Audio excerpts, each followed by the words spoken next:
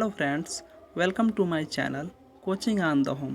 दोस्तों, जैसा कि आप जानते हैं कि हम हिंदी साहित्य के अंतर्गत आदिकाल का परिचय और आदिकाल की प्रवृत्तियाँ इस टॉपिक को बहुत अच्छे से पिछली कक्षाओं में अध्ययन किया है और आज हम इस वीडियो के माध्यम से आदिकाल के मुख्य कवि चंद्रबरदाई जी के बारे में जानकारी प्राप्त करेंगे। दोस्तों, यह video UPP, UPSI, UPTGT, UPPGT and all one day exam के लिए बहुत महत्वपूर्ण होने वाली है। तो आइए अब हम चंद्रबरदाई जी के जीवन परिचय की तरफ बढ़ते हैं। दोस्तों, जैसा कि आप जानते हैं, चंद्रबरदाई जी का जन्म 30 सितंबर 1149 ईस्वी लाहौर में हुआ था और इनकी मृत्यु 1249 ईस्वी में हुई थी। कुछ विद्वानों का ये मानना है कि चंद्रबरदाई और पृथ्वीराज चौहान इन दोनों का जन्म एक ही दिन हुआ था और इन दोनों लोगों की मृत्यु एक ही साथ हुई थी। पृथ्वीराज रासो जो चंद्रबरदाई जी द्वारा रचित महाकाव्य है, जिसमें पृथ्वीराज चौहान का संपूर्ण जीवन की कथा समाहित है और यह कथा उनके राज दरबार में कह सकते हैं चंद्रबरदाई जी द्वारा संकलित की गई थी। जब हम चंद्रबरदाई जी के जीवन परिचय की तरफ बढ़ते हैं तो हमें ये मिलता है कि ये मित्र, इनके जो मित्र थे बहुत करीबी, सम्राट पृथ्वीराज चौहान ही थे। दोस्तों, हम कुछ एग्जामों में देखते हैं कि जो पृथ्वीराज रासो है उससे कुछ क्वेश्चन पूछ लिया करता है, जैसे कि पृथ्वीराज रासो जो है उसमें नायक कौन है, नायिका कौन है, रस क्या है और उसका विभाजन कैसे हुआ है, इन सब पे कुछ क्वेश्चन पूछ लिया करता है। तो दोस्तों, आज हम चलिए अब पृथ्वीराज जो रासो है उसके बारे में कुछ संक्षिप्त जानकारियाँ प्राप्त कर लेते हैं, ताकि आने वाले एग्ज़ाम में अगर क्वेश्चन बने तो हमें यह क्वेश्चन मालूम हो और हम उसे आसानी से हल कर सकें। तो पृथ्वीराज रासो जो लिखा किसने? चंद्रबरदाई जी ने। किसके ऊपर लिखा? तो हम कह सकते हैं पृथ्वीराज चौहान। तो देख लीजिए आप, जैसा कि आप सामने देख रहे हैं पृथ्वीराज रासो, इसमें नायक पृथ्वीराज चौहान है और इसमें नायिका कौन है? संयोगिता। और इसमें वीर रस और श्रृंगार रस की प्रधानता है और इसका विभाजन जो है 69 समय में हो चुका है। ठीक है, तो इस प्रकार से हम कह सकते हैं कि चंद्रबरदाई जी का जीवन परिचय हमने देखा। पृथ्वीराज रासो जिसमें नायक नायिका क्या है, उसमें किस रस की प्रधानता है, हमने ये देखा। जैसा कि आप ये देख रहे हैं, पृथ्वीराज चौहान जो वीर योद्धा हैं उनका ये फोटो है, आप इसे देख लीजिए, पहचान लीजिए, यही पृथ्वीराज चौहान है।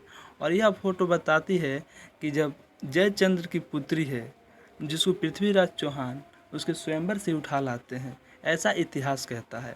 लेकिन जब हिंदी साहित्य में देखते हैं तो ऐसा कुछ देखने को नहीं मिलता है। और चलिए छोड़िए, ऐसी इतिहास की बातें तो हमें करनी नहीं, हमें हिंदी साहित्य के अनुसार ही बातें करनी हैं। क्योंकि ये फ़ोटो जो दिखाया गया है इसमें ऐसा माना जाता है कि जो पृथ्वीराज चौहान थे वो जयचंद्र की बेटी को उसके शादी के दिन उसको स्वयंवर से उठा लाए थे।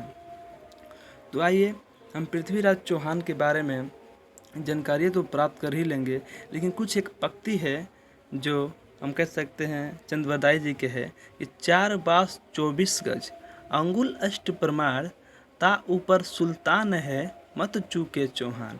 यह जो पंक्ति है बार बार एग्ज़ाम में आती है और एग्ज़ाम में आकर डायरेक्ट पूछ ली जाती है कि ये कौन से काव्य से लिया गया है या किस ग्रंथ से लिया गया है। ठीक है, तो चलिए आगे की तरफ बढ़ते हैं हम।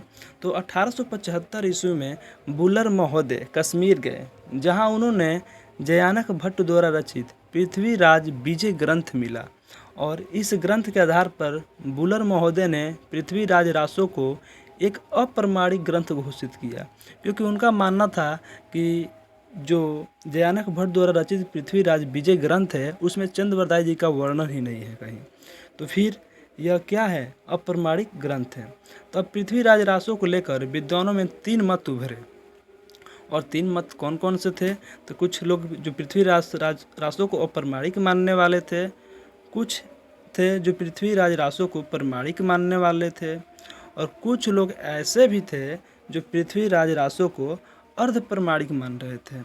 तो आइए हम उन कवियों को देखते हैं बारी बारी से। तो पृथ्वीराज रासो को अप्रमाणिक मानने वाले कवियों का नाम, जिसमें बुल्लर जी हैं, कविराज श्यामल दास जी हैं, मुरारी दीन हैं, हरिश्चंद्र ओझा हैं, मरीसन हैं, श्री अमृत लाल जी हैं, मुंशी देवी प्रसाद हैं, आचार्य रामचंद्र शुक्ल हैं, डॉक्टर राम कुमार वर्मा हैं। देखिए इन सब में इम्पोर्टेंट जो हैं आचार्य रामचंद्र शुक्ल और डॉक्टर राम कुमार वर्मा जी हैं। तो आप इन कवियों का नाम ना भूलिएगा, क्योंकि पेपर में पूछ लेगा कि अप्रमाणित मानने वाले कवि कौन कौन थे। ठीक है, तो चलिए नेक्स्ट टॉपिक की ओर बढ़ते हैं। तो पृथ्वीराज रासो को प्रमाणिक मानने वाले जो कवि थे उसमें मथुरा प्रसाद दीक्षित थे, मोहनलाल विष्णुलाल पांड्या थे, मिश्र बंधु थे, बाबू श्याम सुंदर दास थे और मोतीलाल मनोरिया थे। कहा जाता है कि मोहनलाल विष्णुलाल पांड्या जी जो थे पृथ्वीराज रासो को प्रमाणिक सिद्ध करने के लिए रासो संरक्षा नामक ग्रंथ की रचना की। अब देखिए बाबू, इसमें जो इम्पोर्टेंट कवि हैं वो बाबू श्याम सुंदर दास, मिश्र बंधु हैं और मोहनलाल विष्णुलाल पांडे जी हैं। तो आप इन कवियों का नाम अपने दिमाग में बैठाए रखिएगा, ताकि पेपर में अगर कभी भी पूछ लेता है कि पृथ्वीराज रासो को प्रमाणिक मानने वाले कवि कौन कौन से हैं और 4 ऑप्शन बना के दे दे तो आप उसमें गलत ना कर पाएँ, आप सही करके आए। ठीक है, तो अब आते हैं पृथ्वीराज रासो को अर्ध प्रमाणिक मानने वाले कवि। तो इसमें से हम कह सकते हैं कि सुनीत कुमार चटर्जी जी, मुन्नी जीन बीजे थे, अगरचंद नाहटा थे, डॉक्टर दशरथ शर्मा थे, कविराज मोहन सिंह और हजारी प्रसाद द्विवेदी जी थे। तो इसमें से जो मोस्ट इम्पोर्टेंट कवि आते हैं हजारी प्रसाद द्विवेदी जी। हजारी प्रसाद द्विवेदी जी का नाम रखिएगा, क्योंकि पृथ्वीराज रासो को अर्ध प्रमाणिक मानते हैं। कहते हैं कि ये न तो प्रमाणिक है और न ही अप्रमाणिक है, बल्कि अर्ध प्रमाणिक है, यानी कुछ प्रमाणिक भी है कुछ अर्ध प्रमाणिक भी है, यानी बीच वाली बात कर दी इन्होंने हजारी प्रसाद द्विवेदी जी। तो अगर क्वेश्चन पूछेगा तो आप इन्हीं से पूछेगा और अच्छे से इन सबको तैयार कर लीजिएगा। और आइए इससे जुड़ी कुछ मुख्य बातें देख लेते हैं। इसमें पृथ्वीराज रासो को चंद्रवरदाई के पुत्र जलहर ने पूरा किया, यानी कहने का मतलब जब चंद्रवरदाई जी की मृत्यु हो गई तो उसको पूरा किसने किया? पृथ्वीराज रासो को उनके पुत्र जलहर ने किया। फिर आचार्य रामचंद्र शुक्ल ने पृथ्वीराज रासो को प्रथम महाकाव्य तथा चंद्रवरदाई को प्रथम महाकवि कहा है। और आचार्य हजारी प्रसाद द्विवेदी जी के अनुसार पृथ्वीराज रासो की रचना सुख और सुखी समाज के रूप में हुई है। डॉक्टर बच्चन सिंह ने पृथ्वीराज रासो को राजनीतिक महाकाव्यात्मक त्रासदी कहा है। और पृथ्वीराज और जयचंद्र के युद्ध का वर्णन जो मिलता है कान ऊज समय में मिलता है। तो इस प्रकार से हम आदिकाल के मुख्य कवि के अंतर्गत चंद्रवरदाई जी के बारे में संपूर्ण जानकारी प्राप्त कर ली, जो हमारे एग्ज़ाम के अनुसार बहुत ही महत्वपूर्ण था। जो महत्वपूर्ण बातें थी वो सब कुछ हमने इसमें कवर कर लिया है। तो आप इस वीडियो को एक बार फिर अच्छे से 2 बार 3 बार देख लीजिए, ताकि सब क्लियर हो जाए। और इसमें से एक एक टॉपिक जो हम दिखाए हैं वो आपके लिए बहुत महत्वपूर्ण है। Subscribe now and press the bell icon. Never miss an update.